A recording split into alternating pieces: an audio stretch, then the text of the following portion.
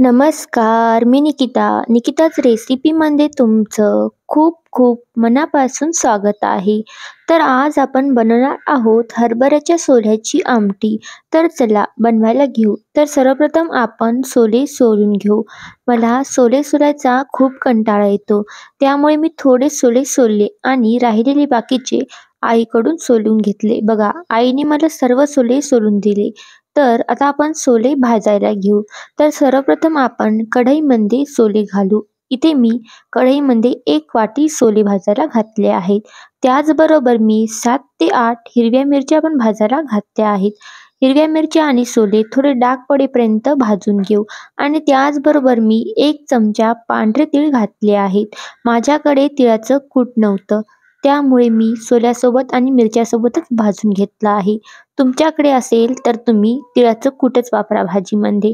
तर थोडा वेळ सोले आणि थंड झाले की मिक्सरच्या भांड्यामध्ये टाकून वाटून घेऊ.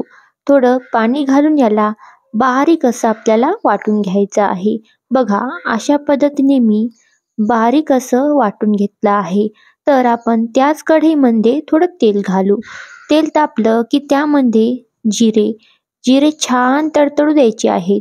त्यानंतर यामध्ये लसणाची पात घातली आहे. आता तुम्ही म्हणाल, लसूण का नाही वापरला? तर आता तुम्ही बघाच की बाजारामध्ये किती लसणाचे भाव वाढले आहेत आणि आमच्या घरी लसूण पण नव्हता. त्यामुळे मी यामध्ये घातला नाही. आमच्या शेतातील लसूण आता 5-6 दिवसातच येईल. त्यामुळे मी लसणाची पात वापरली आहे.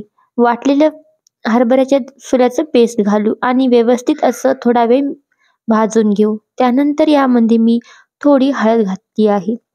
हळदीने आमटीला रंग खूप छान येतो, त्यामुळे हळद थोडीच वापरा आणि गरम केलेलं पाणी घातलं आहे. पाणी मी आधीच गरम करून ठेवलं होतं.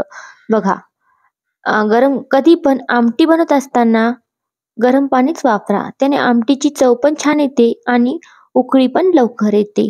चवीपुरतं मीठ घालू आणि आमटीला मस्त अशी आपल्याला उकळी काढायची आहे.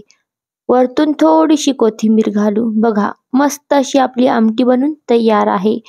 आम ताटामध्ये मी आमटी, कांदा, लिंबू घेतला आहे आणि लिंबाचं लोणचं घेतलं आहे, सॉरी. तर व्हिडिओ आवडली असेल तर व्हिडिओला लाईक करा आणि चॅनलला सबस्क्राईब करायला विसरू नका आणि कमेंटमध्ये नक्की कळवा तुम्हाला आमटीची रेसिपी कशी वाटली. पुन्हा भेटूया अशाच नवनवीन रेसिपी घेऊन. धन्यवाद.